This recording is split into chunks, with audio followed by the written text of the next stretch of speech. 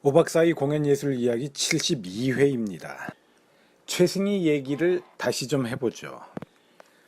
제가 지난 회에서 최승희는 근대 공연 예술을 이해하고 자기가 북한에서 근대적 공연 예술을 실행함으로써 우리의 민족 예술이 세계의 그것과 발맞출 수 있도록 하는 공헌을 했다라고 말씀드렸습니다. 그리고 또 말씀드렸던 것이 최승희는 연출력이 있었다, 이렇게 말씀을 드렸습니다. 그 연출력을 어디서 확인할 수 있냐 하면 저 같은 경우는 풍랑을 뚫고라는 그녀의 작품을 통해서 확인할 수가 있었습니다. 유감스럽게도 풍랑을 뚫고라는 작품을 최승희가 직접 춤추는 것을 제가 본 것은 아니고요. 최승희의 제자가 재연한 것을, 복원한 것을 조총련 계열의 단체가 배워서 공연을 한 버전, 이것을 보았는데요. 저는 그 공연만 보고서도 최승희의 연출 역량을 충분히 짐작할 수 있었습니다. 충분히 확인할 수 있었습니다. 지금 인터넷에 유튜브에 보면 풍랑을 뚫고의 마지막 장면 같은 게 살짝 그 최승희 자신이 공연한 버전으로 나왔다가 사라지는 그런 장면이 있긴 합니다.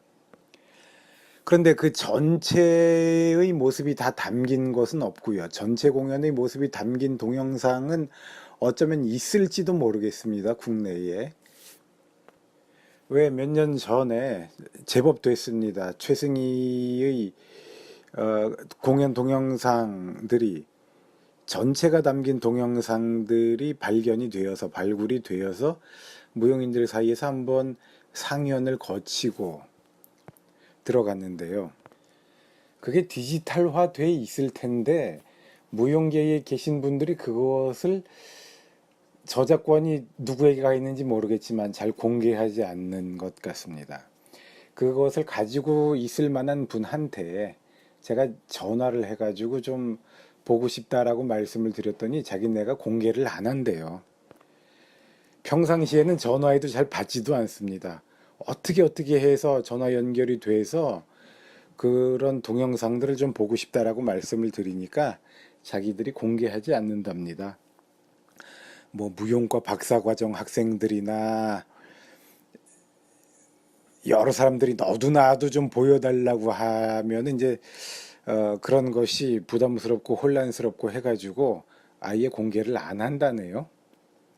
그러니까 자기가 무용계에서 활동하는 사람이고 또 상당한 지위에 있는 사람이고 그 자료를 가지고 있는 분들과 사적으로 친분이 있거나 사적으로 친분이 있는 사람과 연결 관계가 있지 않는 한은 일반인들이 그런 자료에 관심이 있다고 접근할 수 있는 방법은 아직은 없습니다.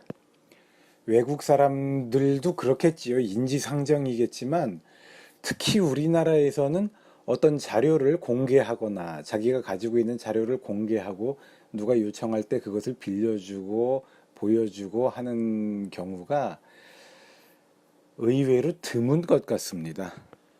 이메일 같은 것을 보내도 답변이 돌아오는 경우가 흔하지도 않고요. 왜 그런지 모르겠습니다. 저도 귀국해서 처음엔 안 그랬는데 그런 모습들을 좀 몇 번 보고 난 다음에는 저도 제가 가지고 있는 자료 같은 것이 있으면 잘 공개하지 않으려는 마음이 자꾸 생기거든요. 하여튼 저는 어떻게 우리 남한에 와서 공연을 했던 조총련계 단체의 공연 동영상을 볼 수가 있었습니다. 거기에 풍랑을 뚫고라는 작품이 있었죠. 이 작품은 한 5분 40초 정도밖에 걸리지 않는, 그리고 단 한 사람의 무용수가 출연하는 소품입니다. 그런데 이걸 보시면 무척 인상적인 작품이구나라는 것을 누구나 느낄 것입니다. 이 작품은 1949년에 초연이 됐습니다. 그리고 1949년 12월에는 중국에 가서도 공연을 했는데 그때 중국의 준래 총리의 격찬을 받았다고 합니다. 그리고 또 중국의 문예보라는 신문에서는 거기에 실린 진금청의 글에서는 중국 신무용 창조를 위한 하나의 전범이다, 하나의 모범이다 라고 추천을 받기도 했습니다. 또 이 작품은 1950년 6월에 북한 무용단이 소련을 방문할 때 그 공연 목록에 포함되기도 했고요. 1956년에는 동구권 국가 순회 공연 때에도 포함이 되어서 호평을 받고 연장 공연까지 이루어내는데 공헌하기도 했다고 합니다.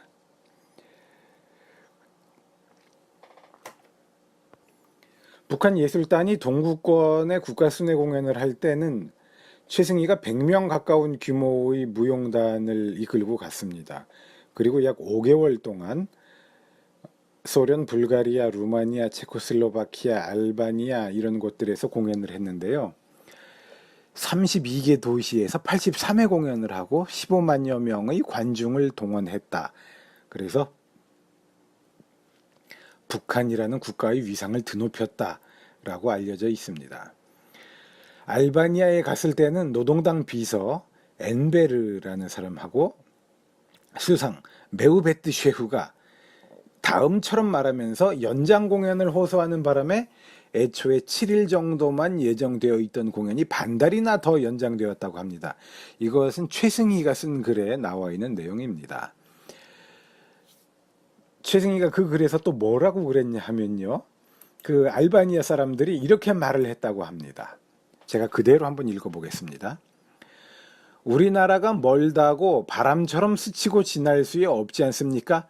백절불굴의 인간을 형상한 풍랑을 뚫고 이 창작가 최승희 동지, 당신이 우리나라 인민을 사랑한다면 우리의 각 도시에서 좀 더 많은 공연을 해주십시오. 최승희는 이 작품의 성공을 제가 좀 전에 읽어드린 그런 말로 기록을 해놨습니다. 이 작품 풍랑을 뚫고는 중국에서는 노사공, 또 승풍파란 등의 제목을 달았던 것으로 알려져 있는데요.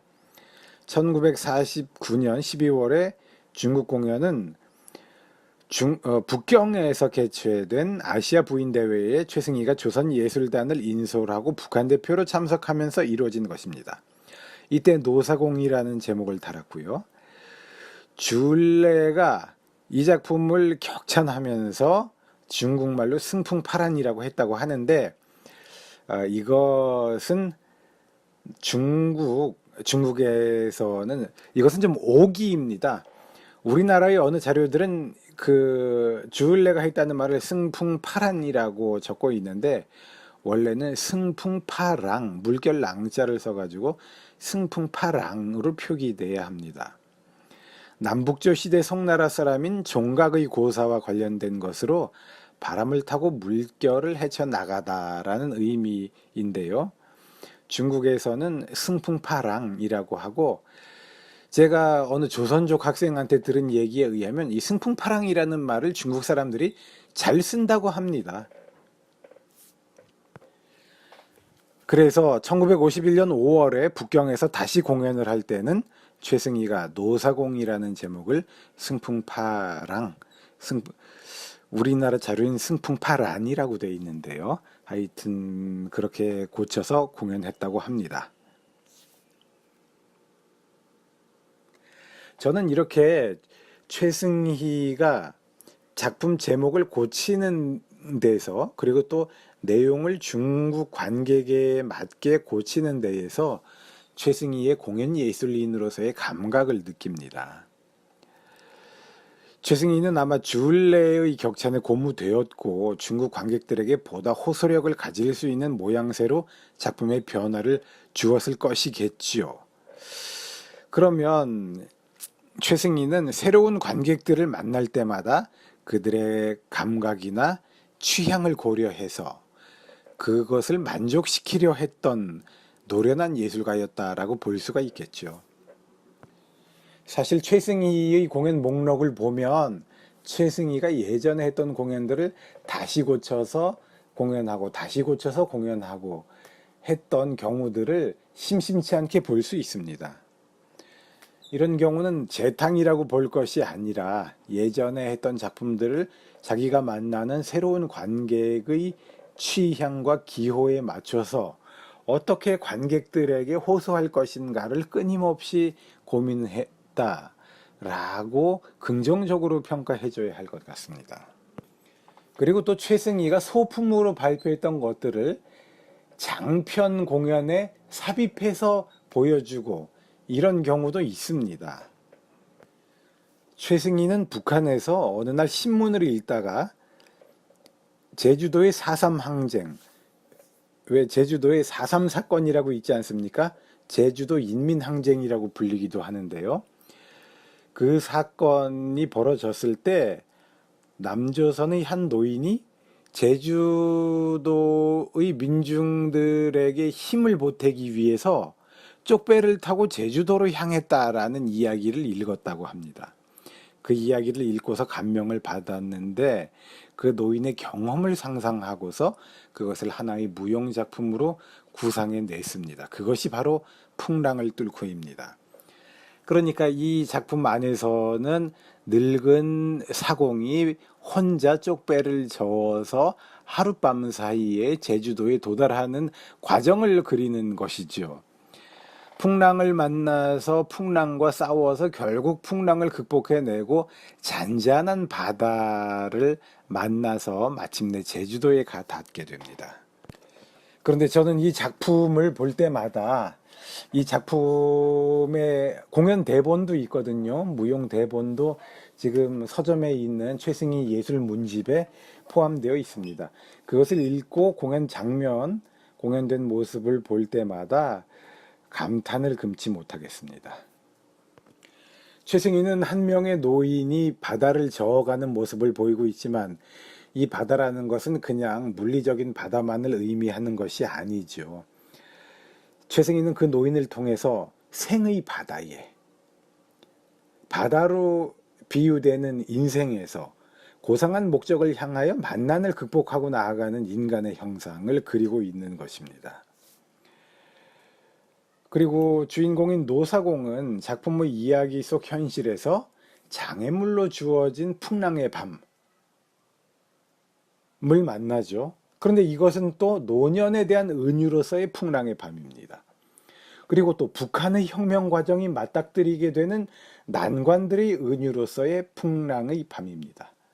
그리고 당연히 더 보편적으로 인생이 겪는 역경의 은유로서 풍랑의 밤을 이해할 수가 있겠죠. 이러한 모든 것들을 극복하고 이 늙은 사공은 자신의 목적을 이룹니다.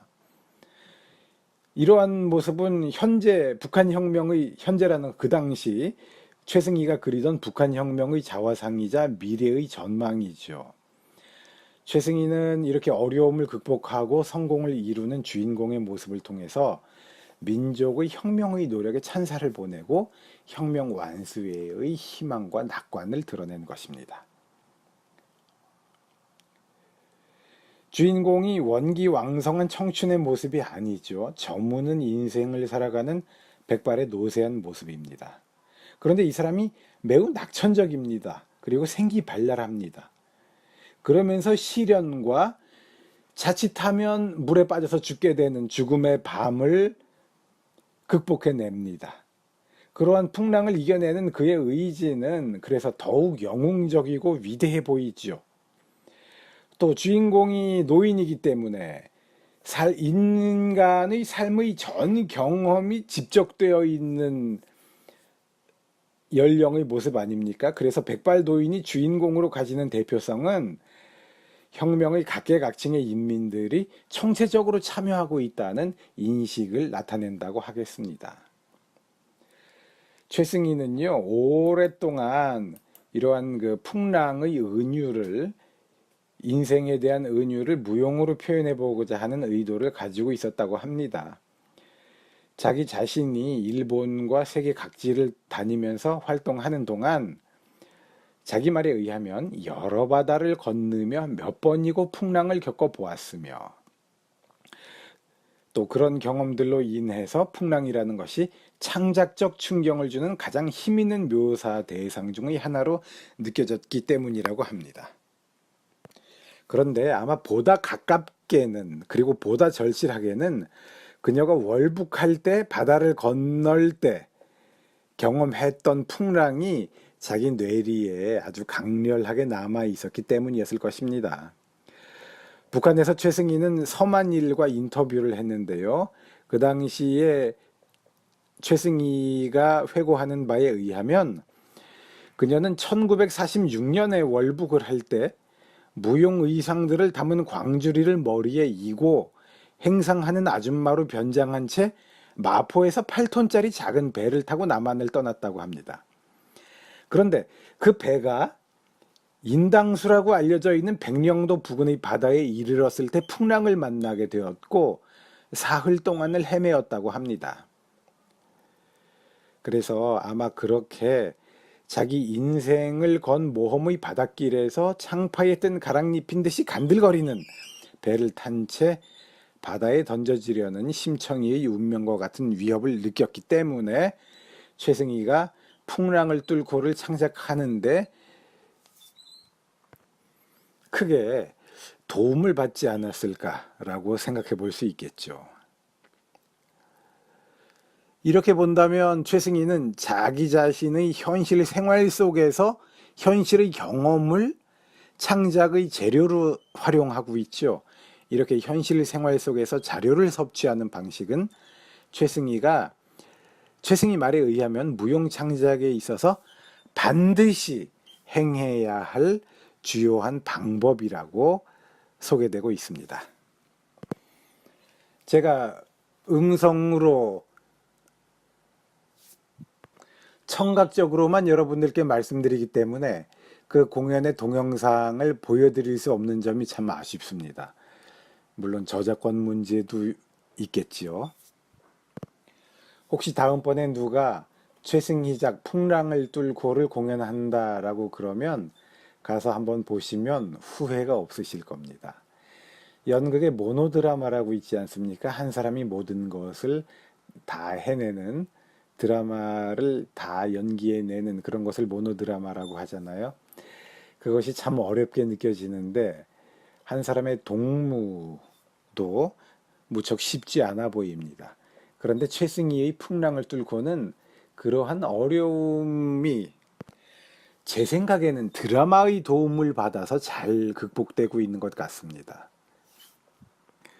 무용에 드라마가 결부되면 그 무용 작품의 주제를 더 쉽게 알 수 있을 뿐만 아니라 관객이 한결 더 지루하지 않게 무용을 감상하게 되는 것 같습니다. 그리고 바그너가 음악극을 총체적인 예술의 모델로 생각을 했었지요. 그런 것처럼 최승희도 무용극의 형태를 근대 공연 예술의 대표적 형태로 인식한 것 같습니다. 자기 스스로 그렇게 말을 하고 있기도 하고요. 그래서 최승희 같은 경우는 발레가 최고도로 발달한 무용예술 작품이다라고 말을 하고 있는데요. 드라마 전공자인 저로서는 드라마가 결부된 공연 형식이 가장 발달된 근대적 공연 예술 형태다라고 보아준다면 반가운 일이죠. 그렇기는 하지만 한편으로는 또 격세지감도 느낍니다. 요즘의 공연 예술은 드라마를 많이 떠났죠. 아직도 드라마적 요소가 많은 공연 예술들에서 사용되고 있기는 하지만 또 한편으로는 연극에서부터, 연극이라고 불리는 것들에서부터 드라마를 해체하는 노력들이 이미 상당히 진전되었습니다. 옛날에는 공연 예술에서 드라마가 앞장서서 나가는 스타일이었고 이제는 드라마를 철폐하는 것이 앞장서서 나가는 공연 예술의 스타일인 것처럼 보여지고 있는 경우가 많이 있습니다. 아무리 이러쿵저러쿵 말을 해도 예술에서는 언제나 새로운 것을 선보이는 사람이 돋보일 수밖에 없습니다. 그런데 보다 내공이 쌓인 다음에 자신의 내면과 외적 표현이 상응하는 진실함과 중후함의 미덕을 갖춘 공연 예술을 하고 싶은 사람들은 제가 출강하는 학교의 수업에 등록하셔서 저와 함께 이론을 연구하시면 되겠습니다. 자기 자랑과 자기 잘난 척이 좀 어설프죠? 다시 최승희의 이야기로 돌아가죠. 최승희를 어떻게 평가하느냐 할 때 저는 최승희가 단지 이데올로기의 희생양 정도인 인물이 아니라 자기 자신이 적극적으로 북한의 사회주의적 근대의 건설에 참여하려고 했던 사람이라고 평가하고 싶다고 이미 말씀을 드린 적이 있습니다. 최승희가 쓴 글들을 보면 그렇습니다. 최승희는 적극적으로 사회주의자로서의 북한의 김일성 이념에 적극 동조하는 사람으로서의 모습을 자신의 글 속에서 보여주고 있습니다. 물론 여기서 한꺼풀 더 들어가서 생각해 볼 수 있습니다. 최승희가 그 글을 쓸 당시에 그녀는 북한에서의 입지가 흔들리고 있던 상태였습니다. 그래서 자기가 북한의 체제에 충성하고 있는 인물이라는 것을 더 강조해서 보여줄 필요도 있었겠지요. 그러나 어쨌든 활자화된 그녀의 생각들이 남아있고 그것들은 증거로서 사용될 수 있습니다. 그리고 그 증거들에 의하면 최승희는 당시의 인류 중에서 적지 않은 사람들이 가졌었던 사회주의 건설을 통한 근대화라는 열망에 자신의 춤으로 동참하고 있었습니다. 그녀는 그러했던 자율적 존재였습니다. 이런 식으로 그녀의 무용 활동과 그 활동의 유산들에 보다 풍부한 의미를 부여하는 것이 바람직하지 않을까 저는 현재 그렇게 생각하고 있습니다. 이번 회는 이렇게 마치도록 하겠습니다. 여러분 감사합니다.